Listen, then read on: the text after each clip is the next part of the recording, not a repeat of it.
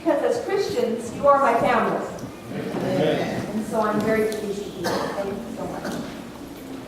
This topic today is a tough one. To talk about abuse and violence and terrible things that we as humans do to each other is emotional, is awkward, it's uncomfortable. But it's important that we as Seventh-day Adventist Christians take a stand on this. Seventh-day Adventist Christians are known around the world as fighters for social justice.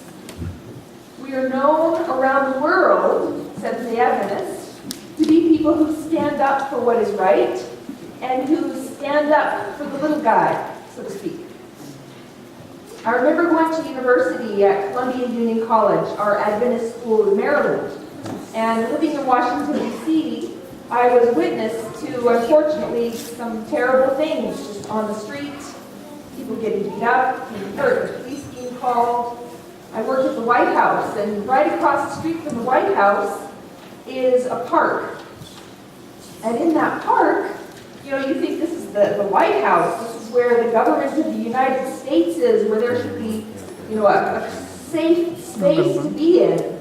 But downtown Washington, D.C. can be a dangerous place. It can be a good place. It can be really dangerous also.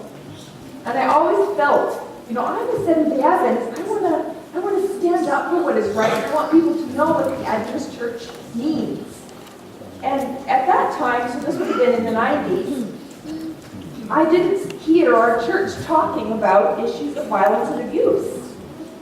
I didn't feel that there was a safe space that we could talk about.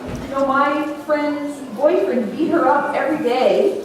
No one was telling her what to do, that she should leave him, or that she should talk to him, or that they should go to Christian counseling. It was an embarrassment. And so now, to see the Adventist Church taking a stand on this, it makes my heart very glad.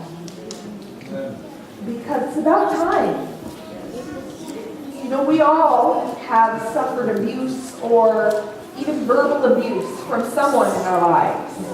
And you know how it feels to have somebody yell at you or to tell you you're stupid or why can't you just figure this out? It feels terrible. And especially if you're working in a Christian organization and people are treating you that way, it feels like we hold our Christian brothers and sisters to a higher standard. Well, we do, don't we? And so I feel like today's message I will be sharing with you I hope it will be informative. I hope that, not that it will make you uncomfortable, but that you'll be okay with being uncomfortable, because God has empowered us to act as loving Christians and to take a stand against violence and abuse. Whether it be physical, whether it be sexual, whether it be verbal abuse. Verbal abuse is something that sometimes gets a lower standard when we're talking about abuse. It's, this person yells at people all the time, but that's okay. He's not hurting them. I'm sorry, but I think that there is some hurt that is going on. I'm going to start with God's plan for us. God created us in His image. He created us, man and woman.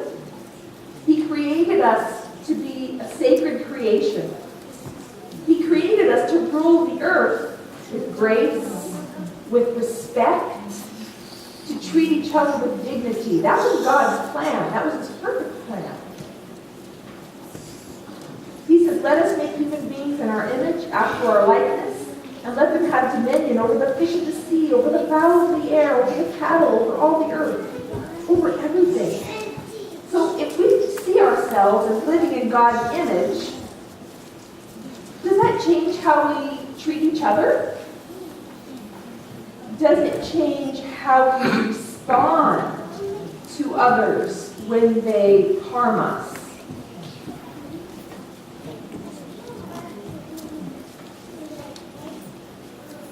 The idea of sharing everything is a concept that God made very clear to us in the Bible. Lucifer was created as an anointed cherub. Eventually, he didn't want to share that honor of being an angel of God. He wanted to be the angel. And so that is when his pride took over. He convinced the other angels that he should be the one that was focused upon. And soon there was war in heaven. We see these acts of war repeated in everyday news. Just turn on the news and you see it's a power struggle. It's about who's in charge. It's about who has control over the land, who has control over the natural resources of water, etc.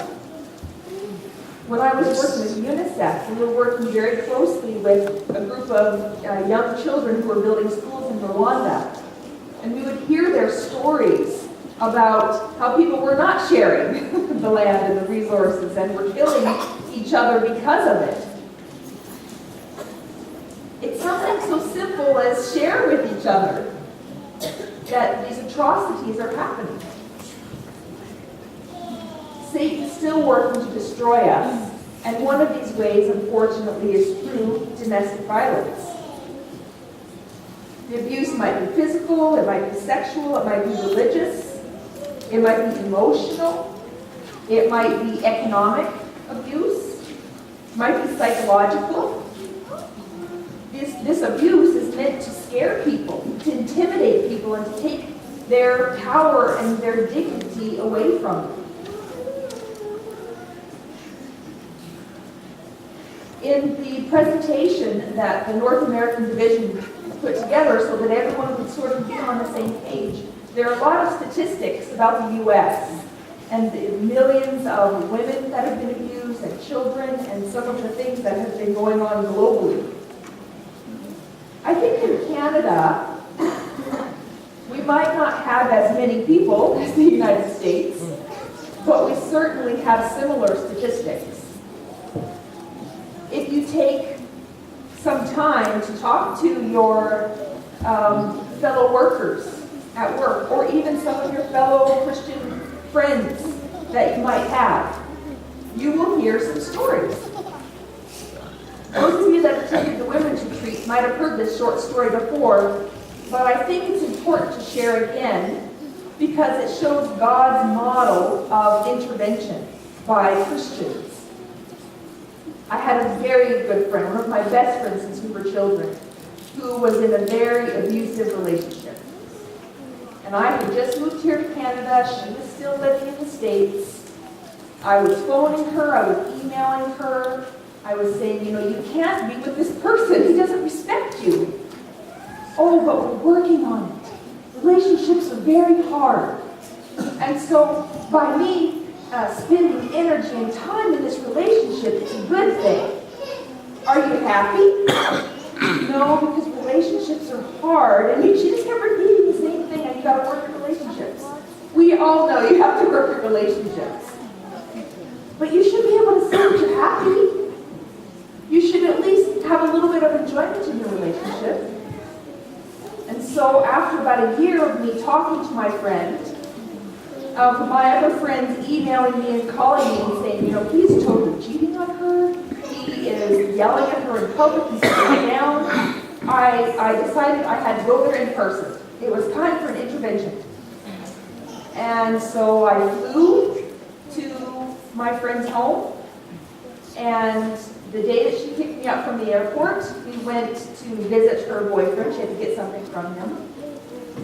And within about 5 minutes, they were fighting. He was yelling at her. She was yelling at him, which I had never seen her do before. But this is my friend.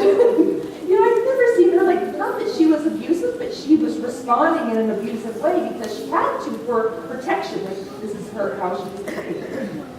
And so God gave me this boldness, and I went up to her and I took her arm and I said, we're leaving. Goodbye. You cannot talk to my friend this way. We're leaving. Goodbye. And I took her and pulled her to the car. She was so mad at me. This is our business. You can't get in our business. You cannot talk to like that, and he cannot talk to you like that, because that is not how God made you.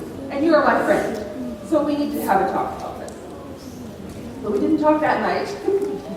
And the next day I called her roommate, and I said, we have an intervention to do, because God has said, if you talk to the person one-on-one and they don't listen, you bring another Christian friend in, and if they don't listen, you bring in the church. That's what the Bible says.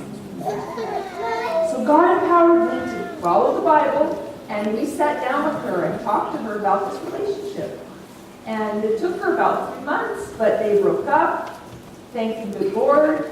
She now has a very good husband who loves her and speaks to her with respect.